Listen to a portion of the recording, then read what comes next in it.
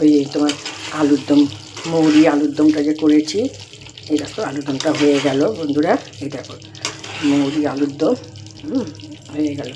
তোমরা আমাকে জানাবা কেমন হয়েছে কমেন্ট করে। মৌরি আলুর দম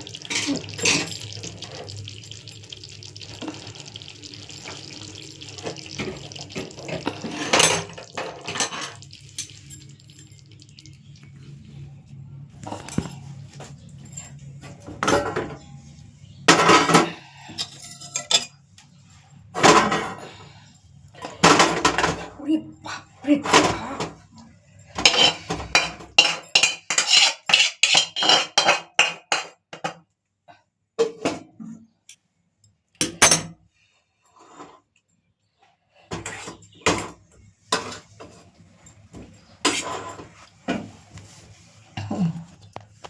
এই দেখো মৌরি আলুর দমটা এই যে হয়ে গেছে। তোমরা কমেন্ট করে জানাবা কেমন হয়েছে।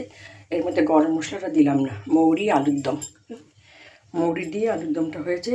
নামানোর আগে একটুখানি মৌরি বাটাও দিয়েছি, আর জিরে গুঁড়ো ধনে গুঁড়ো তো তোমাদের দিয়েছি, তোমাদের দেখালামই বন্ধুরা। হ্যাঁ, এই আমার আজকে রান্না।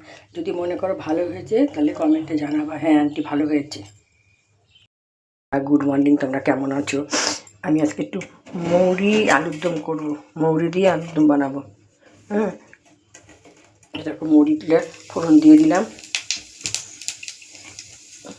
মৌরি ফোড়নটা দিয়ে দিচ্ছি। আর এই যে আলু ঠালু সমস্ত কিছু সিদ্ধ করে রেখে দিয়েছি। হ্যাঁ, আর এই যে আদা কাঁচা লঙ্কাটা এই যে বেটেছিলাম, বেটে আমার এক হাতে করাতে বন্ধুরা আমার একটু অসুবিধা হয়। যাই হোক, তোমাদের কাছে তো আমি বারবার বলেছি আমার।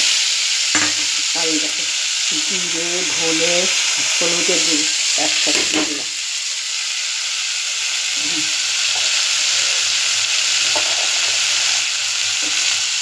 পরিমাণ মতন লবণ দিয়ে দিলাম।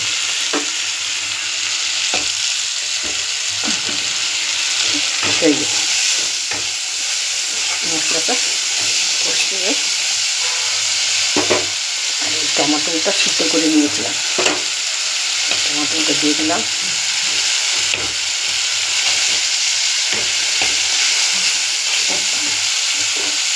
আলুটা দিয়ে দিলাম সিদ্ধ।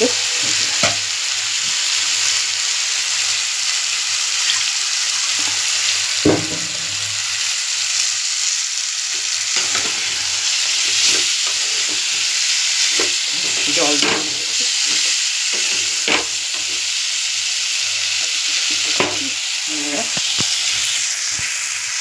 আলুটা সিদ্ধ করে নিলাম। গুড মর্নিং, তোমরা কেমন আছো বন্ধুরা? হ্যাঁ, আলুটা সিদ্ধ করলাম,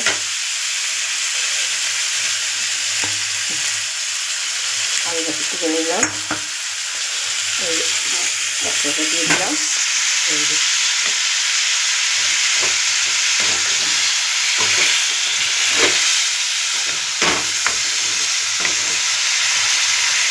যদি মনে করো ভালো লাগবে তাহলে তোমরা আমাকে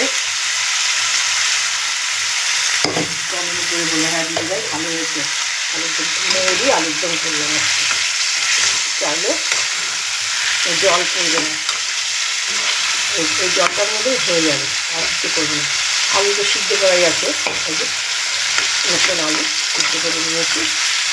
এই আমার আজকে মেনু তোমাদের কেমন লাগে তোমরা আমাকে জানাবা। তোমাদের কেমন লাগে তোমরা আমাকে একটু জানাবা। এই আজকে মৌরি বেগুন করছি। এই থাকলো এই মাখা মাখাই গলে গেছে একদম, আর কিছু দেবো না।